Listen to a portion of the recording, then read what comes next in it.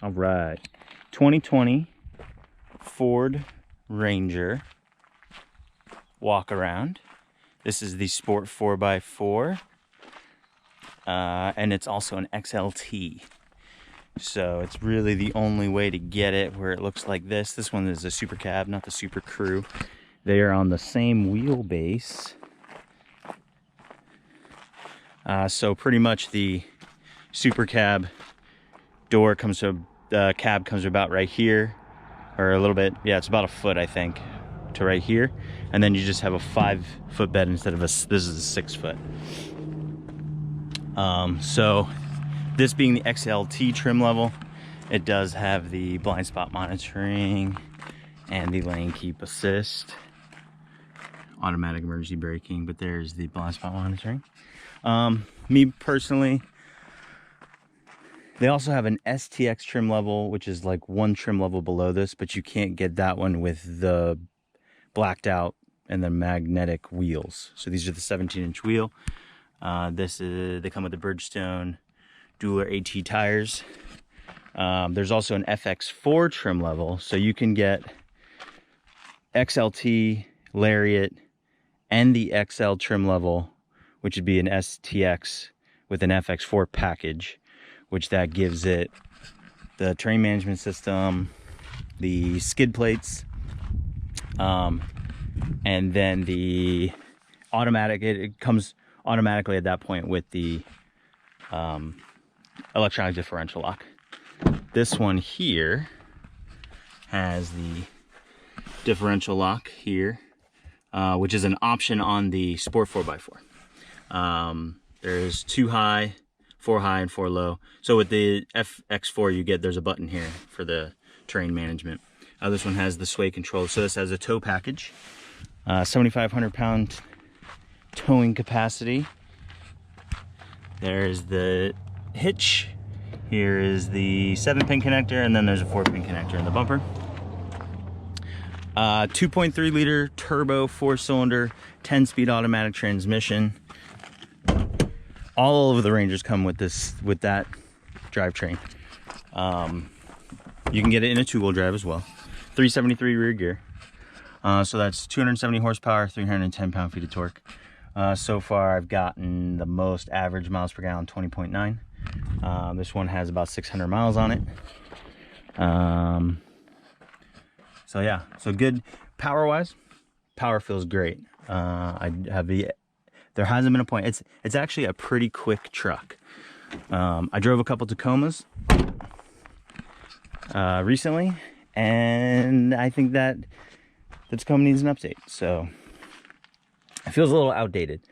This feels a little bit more modern in terms of how it drives and the power.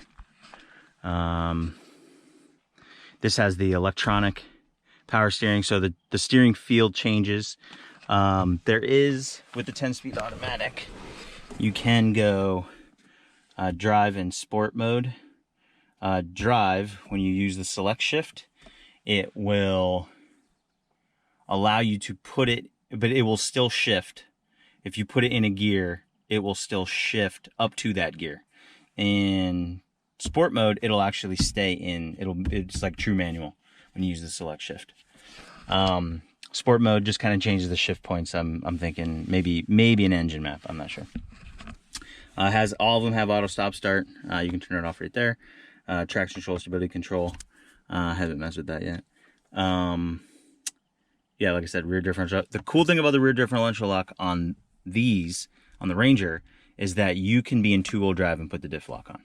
I know with the Tacoma, you have to be in 4 low to put the diff lock on. And I believe in the Rubicon now you can put it on in 4 high in the Jeep. I'm not sure about the Rubicon Gladiator. I drove a Gladiator recently as well too. I was very impressed by the Gladiator. This to me fit all of I still want a good on-road driving truck, and the Gladiator is probably the best on-road driving Wrangler based. So I wanted this. This is a little bit more on-road.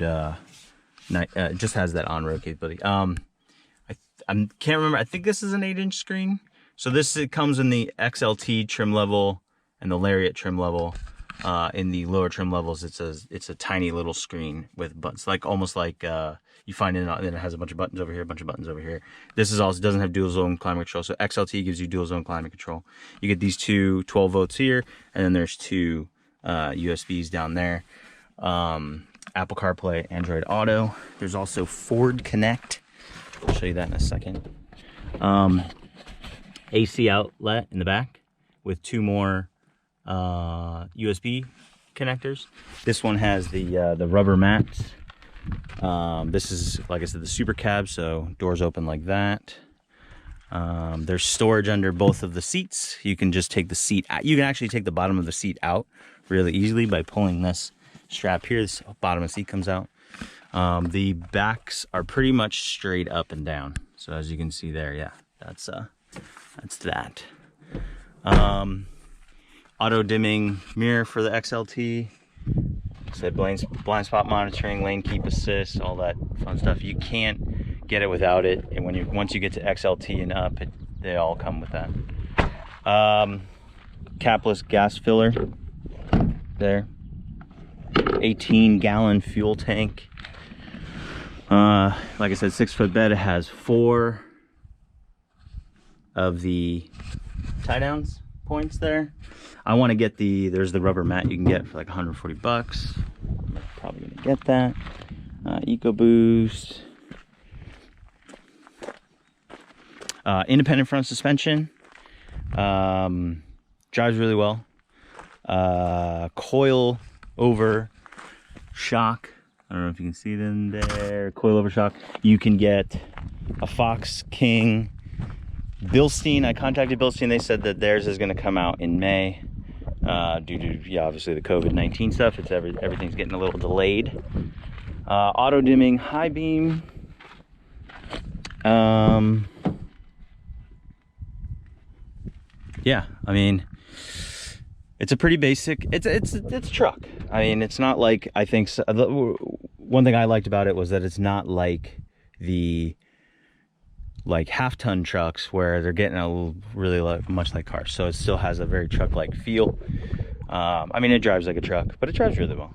I like the size of it. It fits in a parking space really easily. It does not have auto unlock, which is odd because my Focus ST 2016 had that on the driver door and the front passenger door. Yeah, but that is it.